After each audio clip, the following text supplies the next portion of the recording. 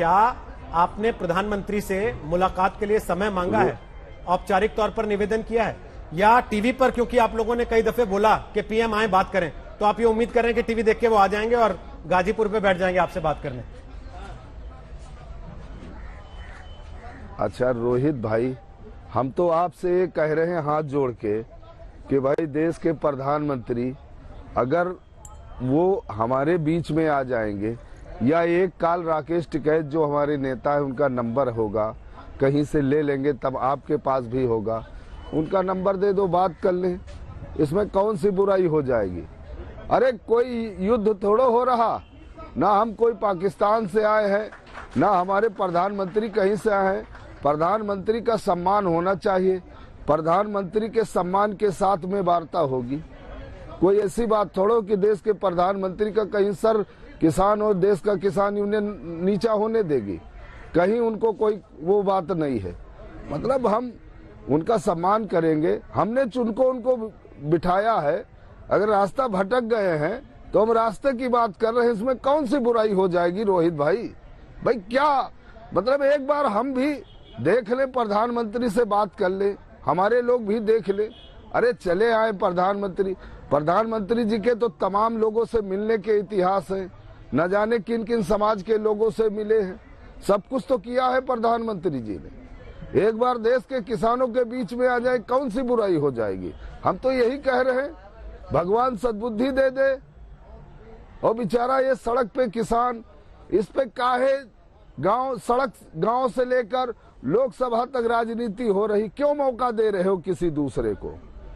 चाहे कांग्रेस हो, चाहे कोई भी दल हो, आप क्यों मौका दे? मौका तो आप ही लोग दे रहे हो।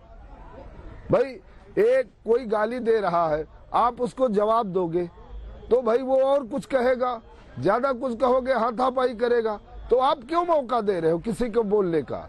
बात सरकार, जिस सरकार को हमने चुना है, उस सरकार और किसान के बीच की बात है। आप तीसरे को क्यों उसमें ला रहे हो पचड़े में?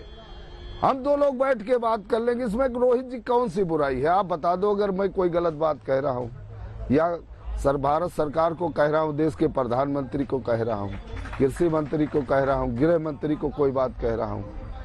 हम किसी को अगाड़ने पछाड़ने की लड़ाई नहीं है, ये हक की लड़ाई है। रोहित भाई, हम घाटे की खेती कर रहे हैं। मैं आपको बता रहा हूँ, मैं किसान हूँ, उसके बाद किसान सेवक हूँ। इस बार 1868 रुपया धान का एमएसपी था।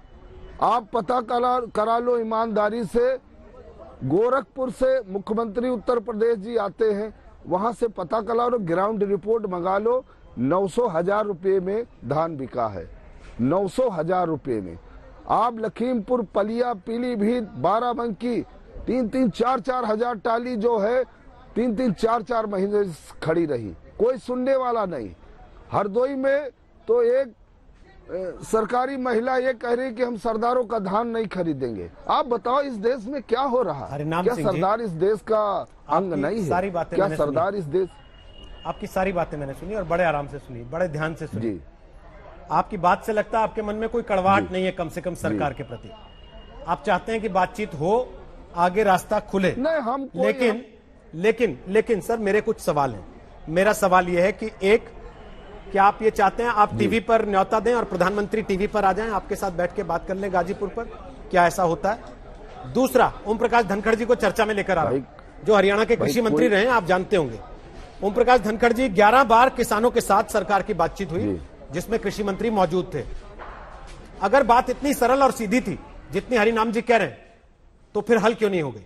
ओम प्रकाश जी, पेच कहां अड़ा हुआ आज तक, जिसमें वो कह रहे हैं कि तीसरे को मौका मिल रहा है? देखिए रोहित सरदाना जी, मेरी आवाज पहुंच रही है क्या? बिल्कुल पहुंच रही है, बोलिए।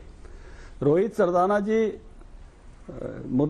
मुद्दा बिंदुवार आज भी कृषि मंत्री जी ने कहा कि काले कानूनों में काला क्या है वो जरूर बताया जाए।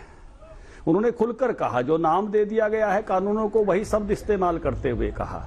कि इनमें क्या क्या कमी है जरूर बताया जाए। किस किस राज्य में कंट्रैक्ट खेती के कानून हैं, मेरे राज्य समेत, पंजाब समेत बाकी सब राज्यों की गिनती कराई। उस कानून में कहीं भी एक शब्द भी ऐसा नहीं है कि जिसके कारण से किसान की खेती जा सके, किसी की जमीन को जो है दिक्कत कोई हो सके और उस जमीन की कोई नीलामी कर सके या बंधक बना सके या पट्टे पे ले सके। किसान कर्जदार हो जाए तो भी उसमें लिखा है जमीन का कुछ नहीं हो सकता, जैसे चौधरी छोटूराम के समय कहा था। बात यहां अटकती है रोहित जी की मुद्दों पर बात नहीं हो रही, बात वहां पहुंच जाती है कि केवल रद्द करो। तो इस नाते से बात का अटकाव, इतनी बार की बातचीत के बाद भी अटकाव यहां है कि जितने भी मुद्दे किसान संगठन जत्थेबंदी चाहे पंजाब से लेके आई थी, चाहे हमारे उत्तर प्रदेश के साथी कह रहे हैं, चाहे हमारे यहाँ के साथी कह रहे हैं, वो सारे के सारे सुधारों की बात तोमर जी के साथ हुई है। तोमर जी ने अपनी चिट्ठी में भी लिखा है, आज संसद में भी कहा है कि भाई आप इसमें ये बताइए कि कमी कहां है। उस सारी कमियों को हम दूर करने के लिए तैयार हैं। दिक्कत कहीं कठिनाई है तो इस बात की हठधर्मिता के साथ है कि सुधार नहीं चाहिए और सुधार से आगे जाके केवल रिजेक्शन चाहिए। दिक्कत वहां होती है। हम सब जानना चाहते हैं, सारा देश जानना चाहता है, आपके मीडिया के माध्यम से भी जानना चाहता है कि इन कानूनों में काला क्या है, कौन सी ऐसी बात है जिससे कठिनाई आने वाली है। केवल और केवल अंदेशों की बात करके उस कानून में बिल्कुल साफ तौर पर लिखा हुआ है कि केवल कंट्रैक्ट खेती में आपके उत्पाद का कंट्रैक्ट हो सकता है, आपकी जमीन का नहीं हो सकता, उसको कोई पट्टे पे नहीं ले सकता, उसको कोई बंधक नहीं बना सकता। आप पर अगर कर्ज भी हो जाए तो भी आपकी जमीन उसको नहीं दी जाएगी किसी भी कीमत पर, यह भी उस कानून की धारा 15 में लिखा हुआ है।